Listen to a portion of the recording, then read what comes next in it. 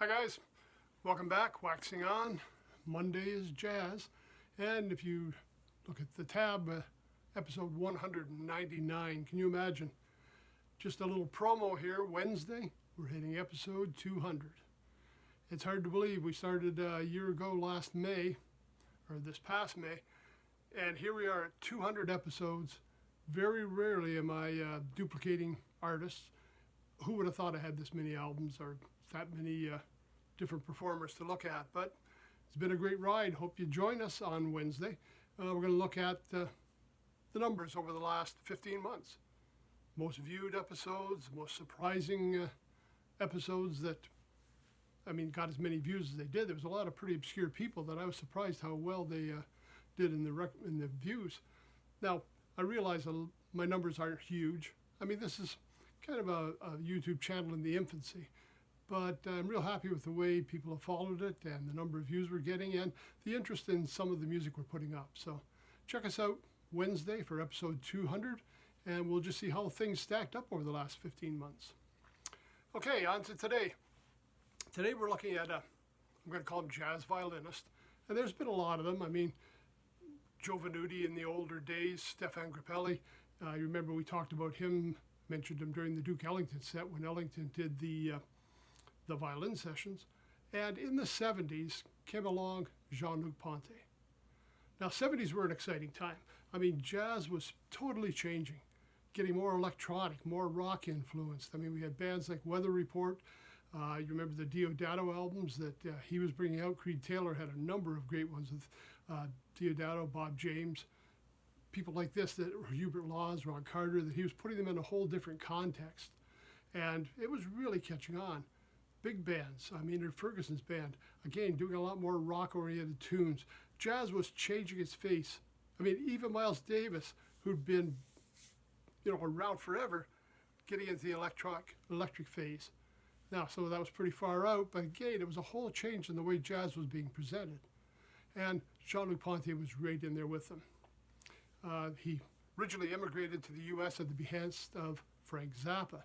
Zappa had written some music for him for a solo album previously, and Zappa wanted him to join the Mothers of Invention. Now, when Ponty came over, he was the sideman as well. He did a lot of work with other bands. Elton John had him on the album Honky Chateau. Just to give you some idea of who he played with, he was with John McLaughlin and the Mahavishnu Orchestra. But Billy Cobham also played with that. And you remember we covered Billy Cobham during the episode strictly on his band, as well as when he was playing with Miles Davis. With Mahavishnu, just take a look, 3 albums he recorded with them. He recorded with Chick Corea, did 4 albums with him. Zappa, 9 albums with Frank Zappa's band. And as a leader, over 40 albums under his own name. It's just excellent. It's very different from what you might expect, again, if you're used to Venuti or Grappelli, but it's a real fresh take on jazz violin. I first saw him on, of course, PBS special that featured him. And, of course, my other go-to for finding new artists was Downbeat. And they were featuring him around this time, too. Once he came to America, he was involved in a lot of projects. Now, I had 2 Jean-Luc Ponty albums. Now, just to say, firstly, before we listen to them, you see violin players and you think, well, how hard can that be? Well, in the mid-70s, I had some downtime. I wasn't playing in any other bands. I thought, wouldn't it be fun to take up violin? Yeah, it's a lot harder than it looks. I never got past that screechy sound. And being a guitar player, being used to where the notes are, all of a sudden we're getting everything in a different place because the strings are all at a different interval than what they were on guitar. Now, I had one friend of mine, and this might have worked better for me as well. He played some fun violin. He played bluegrass bands and that. And I remember one time we were having like a kitchen party, and he was sitting around playing, and he said, well, play this song. And he starts playing it, and somebody said, what key is it in? He plays the note again and says, it's in this key. He had no idea what key he's playing in, no idea what notes he was playing, but he knew where to find them. And to me, is coming in probably would have been a lot easier than having all that music theory and knowing where the notes are, because it was confusing me between guitar and the intervals on violin. Anyways, a lot tougher than it sounds, and Ponty makes it look so easy. So a couple of albums I picked up his. This was, I think, my first one. We'll get it without the glare, Jean-Luc Ponty. Imaginary Voyage. Now, this was probably one of the first songs I heard of his was one called New Country. And that was on the PBS special. And that was the one that really won me over with what he was able to do. And there was just some excellent playing. Now, this album, you'd almost think it's like a soundtrack, because the second song on here is Gardens of Babylon, which sounds surprisingly like New Country at a different speed. Maybe that's just my ears. Anyway, some great music on here. One side takes up the whole song Imaginary Voyage with all the different parts. And then he's got 5 other tunes on the other side. Now, with his albums, and this is the same as true with the second one, Upon the Wings of Music, another one of my favorites. Ponty's doing all the compositions, doing all the arranging and producing. So what you're getting here is what he wants you to hear. You're not getting some staff producer that's deciding, let's gloss this up and make it, a bestseller or make it more audience friendly. You're getting Ponty producing the record he wanted you to hear. He's writing, he's arranging, he's producing, he's doing everything but delivering them to you. So, you're really getting to hear what he wants. Let's take a look just on the Wings of Music here. The same thing, all songs of his, so I'm not really going to read off the set list because you're not going to have a lot of familiar tunes unless you're a Ponty fan.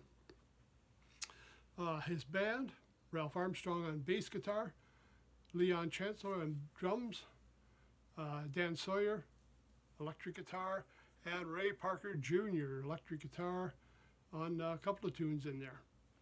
And that was recorded 75 January in Los Angeles.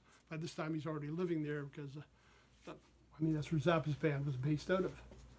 On the original album I had, The Imaginary Voyage, he's changed the lineup a little bit here. We got Ponty on electric and acoustic violins. We've got Daryl Sturmer on electric and acoustic guitars. Alan Zavod on electric piano. And I don't know if you remember, I might have mentioned him. He was the original piano player I saw when I first saw Maynard's band. And this was back in the Chameleon, the Live at Jimmy's era. By the time they were touring, Zavod was his piano player at that point.